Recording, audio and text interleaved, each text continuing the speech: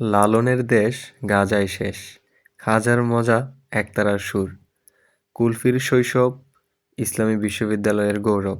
সবকিছু মিলিয়ে আমার ৩৭তম জেলা কুষ্টিয়ার এই ব্লগটি খুবই ইন্টারেস্টিং হতে চলেছে। কুষ্টিয়া ঢুকতেই একটা আঙ্কেলের বাইকে লিফট পাই চৌড়হাঁস মোড় পর্যন্ত।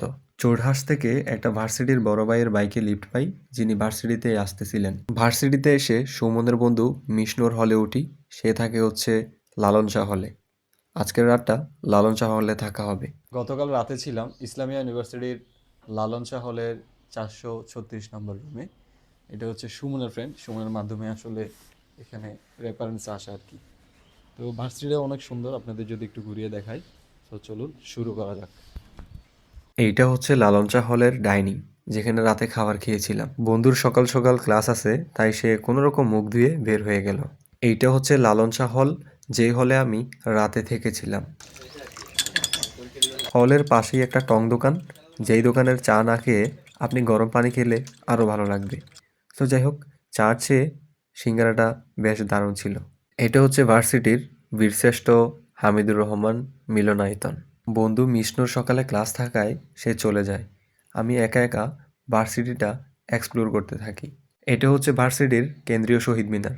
2 জোড়া মানুষ বসে থাকায় সামনে থেকে আপনাদের দেখাতে পারিনি। শহীদ মিনারের পাশেই রয়েছে স্মৃতিসৌধ। একটা বড় গাছ সাজিয়ে রেখেছে দারুণভাবে, মনে হলো সেখানে অনুষ্ঠান হচ্ছিল।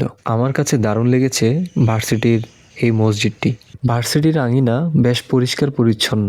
এটা হচ্ছে ইনস্টিটিউট অফ এডুকেশন ইসলামিক রিসার্চের ভবন, সেটার পাশেই একটা নতুন ভবনের কাজ চলমান। এটা হচ্ছে ভার্সিটির মফিজ লেক, যেখানে স্টুডেন্টরা পার্টি, পিকনিক, বনভোজন করে থাকে। এটা হচ্ছে ভার্সিটির গাড়ি। এই গাড়িতে কার কার চড়ার সৌভাগ্য হয়েছে জানাবেন। এই ভবনটা কিসের আসলে আমি নিজেও জানি না, তবে এই ভবনটা হচ্ছে কেন্দ্রীয় পাঠাগার। এগুলো হচ্ছে ভার্সিটির ক্যান্টিন। এটা হচ্ছে কুষ্টিয়া ইসলামী বিশ্ববিদ্যালয়ের গেট। এখান থেকে চলে যাব কুষ্টিয়া লালন শাহের মাজার। কুষ্টিয়ার চৌড়হাঁস পর্যন্ত ভার্সিটির বাসে করেই যাই। এরপর চৌড়হাঁস থেকে আরও 2টো বাইকে লিফট পাই একদম কুষ্টিয়া লালন শাহের মাজার পর্যন্ত।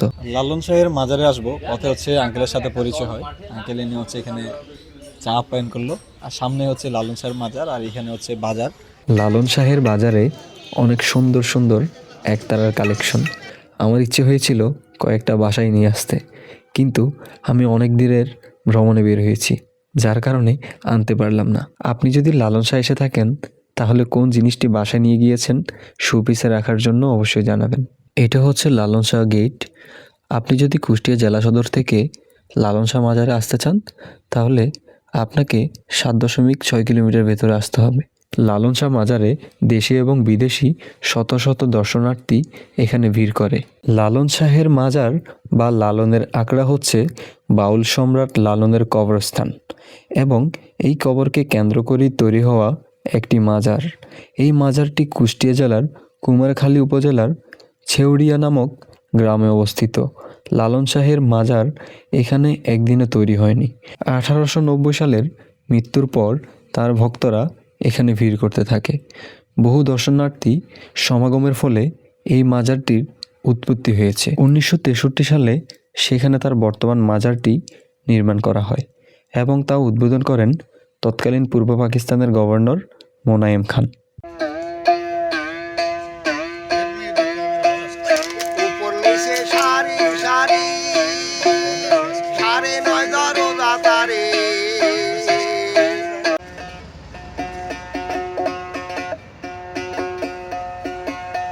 সো এখান থেকে চলে যাচ্ছি এখন আলাউদ্দিননগর। আলাউদ্দিননগর থেকে যাব ঠাকুর বাড়ি, রবীন্দ্রনাথ ঠাকুরের বাড়ি আছে এখানে।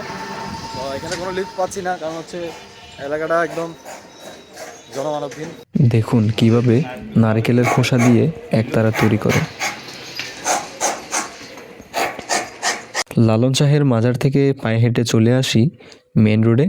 সেখান থেকে আলাউদ্দিননগর, শিক্ষাপল্লী মোড়, কুমারখালী পর্যন্ত একটা লিফট পাই গাড়িতে। আলাউদ্দিননগর থেকে একটু পায়ে হেঁটে রেল লাইন ক্রসিং করি, এরপরেই আরও একটা বাইকে লিফট পেয়ে যাই।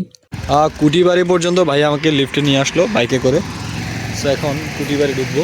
এইটা হচ্ছে কুটিবাড়ির পার্কিংয়ের এরিয়া, আর সামনে দেখতে পাচ্ছেন কুটিবাড়ি গেট। গেটের কাছাকাছি আসতেই দেখি কুষ্টিয়ার বিখ্যাত কুলফি মালাই বিক্রি করছে। পাশেই ছিল কুষ্টিয়ার বিখ্যাত তিলের খাজা। এরপর কুলফিটা একটু ট্রাই করি, আসলে অনেক মজার ছিল। আসসালামু আলাইকুম স্যার, আমি হচ্ছে থ্যালাসেমিয়া অ্যাওয়ারনেস নিয়ে বাংলাদেশের 64 জেলা ভ্রমণ করতেছি। চট্টগ্রাম থেকে আসলাম। একজন sir. Thank you. Shilaida Rabindra Kuthibari আসলাম। এটা হচ্ছে রবীন্দ্র মঞ্চ আর এটা হচ্ছে পুকুর। এখানে আজকে গোসল করলাম, তো নামাজটা ওই পাশে পড়লাম। তো এটা একটু ঘুরে ঘুরে দেখবো আজকে। শিলাইদহ রবীন্দ্র কুঠিবাড়ি, সংক্ষেপে শিলাইদহ কুঠিবাড়ি, বাংলাদেশের কুষ্টিয়া জেলার একটি অন্যতম পর্যটক স্থল। এটি কুষ্টিয়া জেলার কুমারখালী উপজেলার পদ্মার তীরে অবস্থিত। কুষ্টিয়া শহর থেকে 7 কিলোমিটার মাইল উত্তরে অবস্থিত। এটি বিভিন্ন বাগান ও পুকুর সহকারে প্রায় 11 একর এলাকা জুড়ে বিস্তৃত। সম্পূর্ণ কুঠিবাড়িটি বেষ্টনী প্রাচীর দিয়ে ঘেরা। কুঠিবাড়িতে ছোট বড় মিলিয়ে মোট 15টি কক্ষ রয়েছে। এই বাড়িতে রয়েছে রবীন্দ্রনাথ ঠাকুরের চিত্র, নৌকা, কাঠের সিঁড়ি, ওনার ব্যবহৃত পালং এবং ইঞ্জিন চালিত স্পিডবোট সহ নানান ধরনের স্মৃতি। কুঠিবাড়ি দূর থেকে দেখলে বেশ সুন্দর লাগে।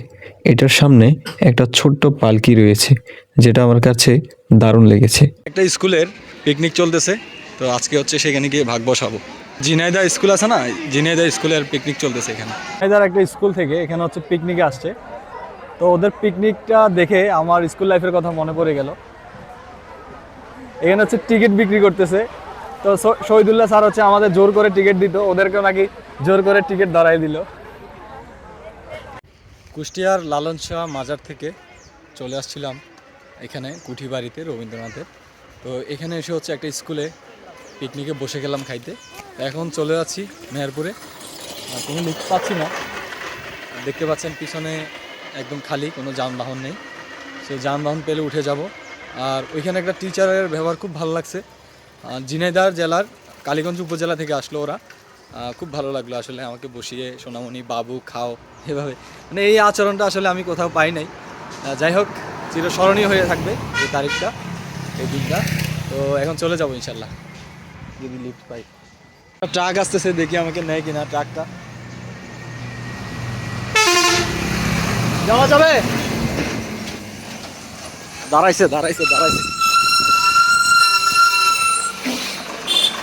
ভাইয়া কুষ্টিয়া যাওয়া যাবে? কুষ্টিয়া শিলাইদহ কুঠিবাড়ি থেকে একটা ট্রাক লিফট দেয়। ওস্তাদ হচ্ছে আমাকে নিচে, ওনারাও নাকি যাবে মেহেরপুর। যাই হোক, কপাল ভালো, আমিও মেহেরপুর পর্যন্ত তাহলে যাচ্ছি। নেওয়া যাবে ভাইয়া মেহেরপুর পর্যন্ত? অবশ্যই। আচ্ছা ওস্তাদ, আপনার নাম কি? আমার নাম ইয়াকুব হোসেন। ভাই আপনার নাম? ওস্তাদ ইনামুল ইসলাম, বাসা কোথায়? মেহেরপুর, মেহেরপুরে? গাংনী থানা। আচ্ছা, মেহেরপুরে তো আমার একজন খুব কন্টেন্ট ক্রিয়েটার একটা পরিচিত আছে, খুব ভালো লাগে ওরা, এমনি পিস, ও পুরো ওয়ার্ল্ড ঘুরতেছে। যাক, এখন কথা হচ্ছে, মানে টেনশনে ছিলাম যে কবে যাবো মেহেরপুর, যেতে যেতে রাত হয়ে যাবে, কারণ আমার তো ভ্রমণটাই লিফটের। সো এখন তাহলে ফাইনালি মেহেরপুর যাচ্ছি। মেহেরপুর আজকে রাতে থাকার চিন্তা ভাবনা ছিল না, কিন্তু রাত হয়ে যাচ্ছে। মেহেরপুর যদি ঘুরে না দেখি আর মেহেরপুর গিয়ে লাভ কি, এই জন্য রাতটা থাকতে হবে।